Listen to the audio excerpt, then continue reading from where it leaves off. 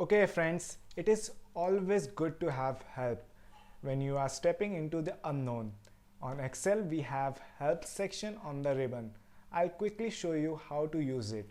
First of all, we have this section, this search box where all the buttons available under any section on the ribbon can be accessed from here. Say you want to access the bold button which is over here, you simply type bold, which is bold, and it's there. You can just, if you know the name, you don't need to know the position or the place where you can find the button. Say you want to freeze panes, and here it is.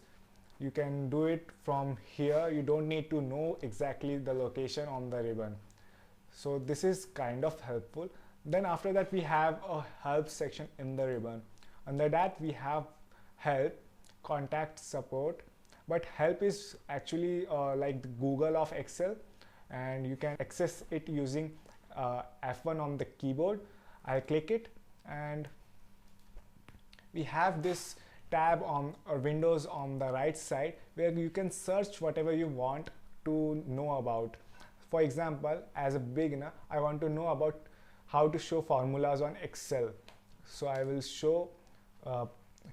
search show formula and enter. And then show and print formula. The second one satisfied what I am looking for. I'll go and click on it, and there is a very well explained explanation going over here.